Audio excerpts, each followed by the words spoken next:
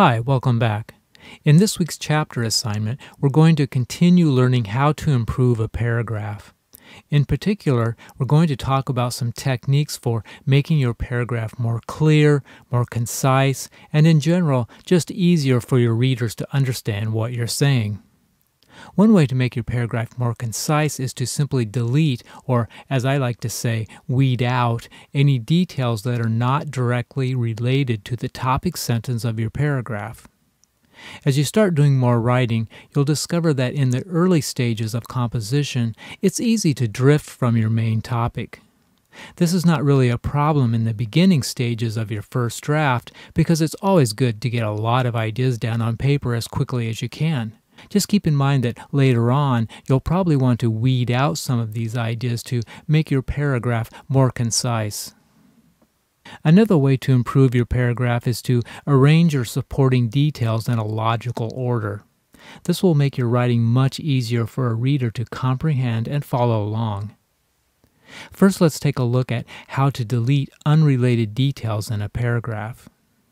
Here's an example of a first draft that I wrote for this week's writing assignment.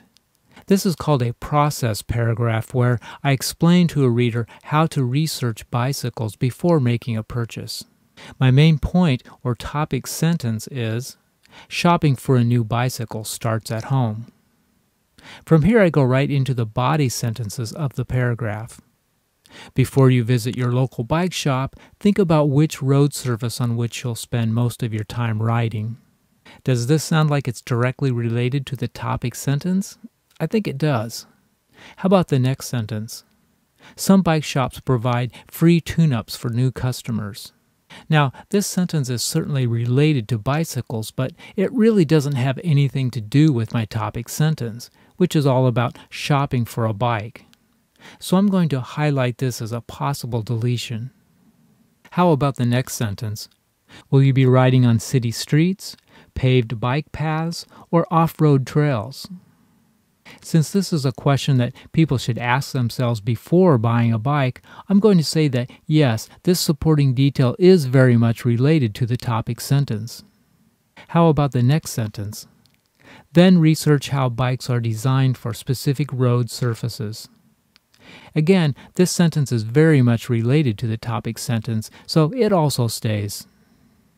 How about, most cities have detailed maps of bike paths in your area. Now this sentence is about biking, but it's not directly related to my topic sentence, so I'll highlight this as a possible deletion. How about this sentence? You will discover that manufacturers offer a variety of bicycle styles. The sentence is talking about bicycle manufacturers, so it's definitely related to my topic sentence about shopping for bikes, so it stays. Now let's go ahead and delete the questionable sentences and see how the paragraph looks. Shopping for a new bicycle starts at home. Before you visit your local bike shop, think about which road surface on which you'll spend most of your time riding. Will you be riding on city streets, paved bike paths, or off-road trails? Then research how bikes are designed for specific road surfaces. You will discover that manufacturers offer a variety of bicycle styles. That sounds much better. Now let's take a look at how organization can help make your paragraph more clear and concise. Now keep in mind that a paragraph can be organized in 3 different ways. You can organize a paragraph by time, you can organize a paragraph by space, and you can organize a paragraph by importance. Let's take a closer look at each of these. When we organize by time, we're talking about a paragraph that explains a sequence of events, or in other words, a paragraph that tells a story.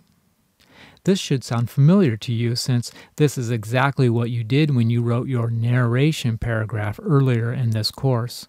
And if you recall, the assignment asked you to use certain transition words in sentences like after, before, during, finally. Organizing your paragraph by time is the perfect choice when writing about anything that includes a sequence of events. When we organize by space, we're talking about a paragraph that describes a place, a person, or a thing. The paragraph often refers to the senses in its supporting details, like how something looks, sounds, or smells. When we organize by importance, we're talking about a paragraph that makes its point gradually, by starting with the smaller details first and then building up to the most important detail at the end. Organizing your paragraph by importance is the perfect choice when writing to persuade or convince a reader to see your point of view. In writing and composition terms, this is called an argument. This type of paragraph also uses specific transition words to help the reader understand what the author is talking about, like above all, more important, one reason, and especially. In your textbook, you'll find some great examples for improving your paragraph using the techniques I've just mentioned. In this week's writing workshop, I'm going to have you write what's called a process analysis. Now, don't worry, this term sounds more complicated than it really is. As you'll soon find out, a process analysis is simply a paragraph that explains a sequence of events. In one type of process analysis, you might explain to a reader how to do something. For example, this car tire changing guide could be called a process analysis because it explains a procedure or a sequence of events that your reader will follow.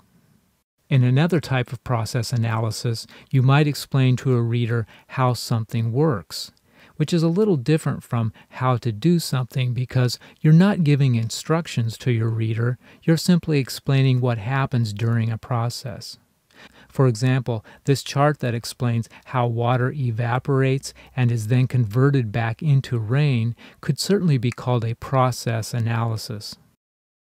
For this assignment, I want you to write a paragraph for each type of process analysis I just mentioned. Let's call the How to Do Something paragraph Part 1 and the How Something Works paragraph Part 2. In Part 1, you'll be explaining a procedure for your readers to follow. It should be a sequence of events that takes them from a starting point to a completion point. Your How to Do Something paragraph should be written in what's called the second person voice, which I'll explain in more detail in this week's grammar workshop. In Part 2, you'll be explaining a process for your readers to better understand. It should also explain a sequence of events from beginning to end. Your How Something Works paragraph should be written in what's called the third person voice, which I'll also explain in this week's grammar workshop. Be sure to take a look at the samples I've provided here for both a How to Do Something paragraph and a How Something Works paragraph. The first step in writing your process paragraph is to decide on a topic and then write a topic sentence. Here are a few tips to help you get started. First, choose a topic that you are familiar with. Obviously, this will make the assignment easier to complete. Be sure to choose a topic that includes a sequence. If your topic doesn't show your reader how to do something or how something works, then it's not really a process analysis.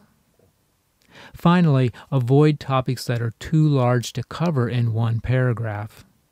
It's important that you choose something that can be explained in 8 to 10 sentences. Let's take a closer look at what I mean by choosing a topic that includes a sequence. In my sample paragraph for How to Do Something, I explain to readers the steps they should take when shopping for a new bicycle. The first topic sentence I wrote for my paragraph sounded like this: the best places to shop for a new bicycle. Now, this sentence is certainly related to the topic of shopping for bicycles, but it implies that my paragraph is mostly about reviewing local bike shops.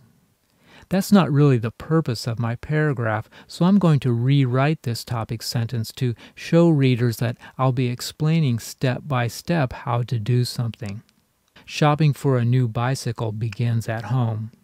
The important difference here is the word begins, which is just enough to let the reader know that I'm talking about a process or a sequence of events. Here's another example where a student wants to write about improving your baseball game. There's nothing wrong with this sentence in general, but it doesn't really indicate that the paragraph will explain a process or sequence of events. A better topic sentence might be 3 steps to a better swing. Notice that adding the words 3 steps immediately lets the reader know that this paragraph explains how to do something in a step-by-step process. In this example, the student wants to show readers how to use positive thinking to improve their lives. Again, the problem with this topic sentence is that it doesn't really indicate that the reader will learn some practical steps for using positive thinking. A better topic sentence might be, start your day with positive thinking. Notice how the words start your day immediately show the reader that your paragraph is about a process or a sequence of events. Another important consideration when writing your topic sentence is to make sure your topic is small enough to write about in one paragraph. For example, this topic sentence, the 5 stages of building a house, might be fine for a full-length article or even a book, but the topic is much too large for a single paragraph. A better topic sentence for this assignment might be, the safe way to measure, mark, and cut a board. Or how about this topic sentence, the road to financial independence? Do you think it's possible to cover this topic adequately in one paragraph? Probably not. A better choice might be, how to save $30 in 3 days. Once you've decided on a good topic sentence, the next step is to make a numbered list of each step in your process. The worksheet I've provided here can help you do that. In my sample paragraph, you'll see that my topic sentence is, shopping for a new bicycle starts at home, and I made that sentence the first sentence in my paragraph. From here, I listed each step that readers should follow in researching and shopping for a bike, and I used transition words in my sentences to remind readers that I'm explaining a process. Before you visit your local bike shop, think about which road surface on which you'll spend most of your time riding. Notice the transition word before, which does a nice job of letting the reader know that I'm talking about a sequence of events. Will you be riding on city streets, paved bike paths, or off-road trails? Then research how bikes are designed for specific road surfaces. Notice the transition word then. You will discover that manufacturers offer a variety of bicycle styles. After you have a better understanding of the basic styles available, decide which type most closely matches your kind of riding. Notice the transition word after. Next, decide how much money you can spend. Again, notice the transition word next. Then go online and read reviews of the type of bike you are interested in buying, paying attention to the brands and models mentioned in the reviews. So that's the basic structure of a process analysis, and in particular, the type of process that explains to a reader how to do something. The grammar workshop for this week is all about writing in a particular point of view or voice. Point of view is the way in which an author speaks to a reader, and there are 3 basic types of point of view that an author might use: first person, second person, and third person. In first-person writing, an author speaks as if he or she is having a face-to-face conversation with a reader. This type of writing includes words like I and we, often placed at the beginning of a sentence.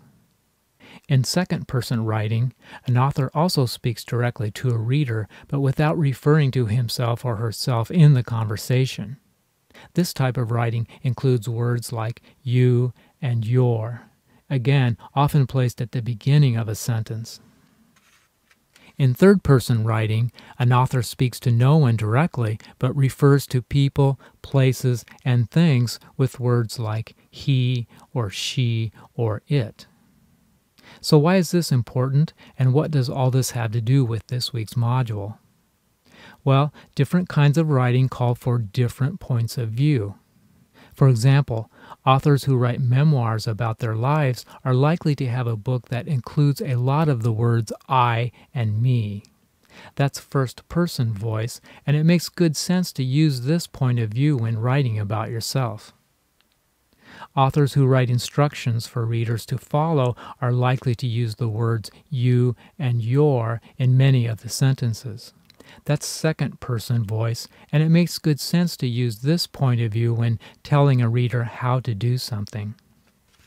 On the other hand, authors who write primarily to share information usually don't refer to themselves or the reader. Instead, these authors focus primarily on the subject, using words like he, she, it, or simply the name of the person, place, or thing that they are writing about. That's third-person voice, and it makes good sense to use this point of view when explaining how something works. Now, a common mistake that beginning writers often make is to combine the different voices in one paragraph. This can result in a very confusing and awkward-sounding paragraph. For example, see if you can spot the inconsistencies in point of view as I read through this paragraph. I like to travel, but I often have trouble at airports. You never know if your departure might be delayed, which can make you late for a connecting flight. Airlines often delay or cancel flights due to poor weather conditions. Sometimes I think flight delays have nothing to do with the weather. Did you notice that some sentences begin with the word I, while others begin with the word you? And other sentences simply begin with the subject the author is talking about. This is a good example of a paragraph that contains three different points of view. The author starts the paragraph in first-person voice, using the word I, then switches to second-person voice, using the words you and your. The next sentence is in third-person voice because it refers to the subject of the paragraph only. This is followed by another sentence in first person, using the word I. The mixed voice here can be easily corrected by simply choosing one point of view to use throughout the entire paragraph. For example, using first-person voice, the paragraph might read like this. I like to travel, but I often have trouble at airports. I never know if my departure might be delayed, which can make me late for a connecting flight. I often see airlines delay or cancel flights due to poor weather conditions, but I wonder if some flight delays have nothing to do with weather. Or using second-person voice, the paragraph might read like this. If you like to travel, you know that trouble can sometimes be waiting for you at the airport.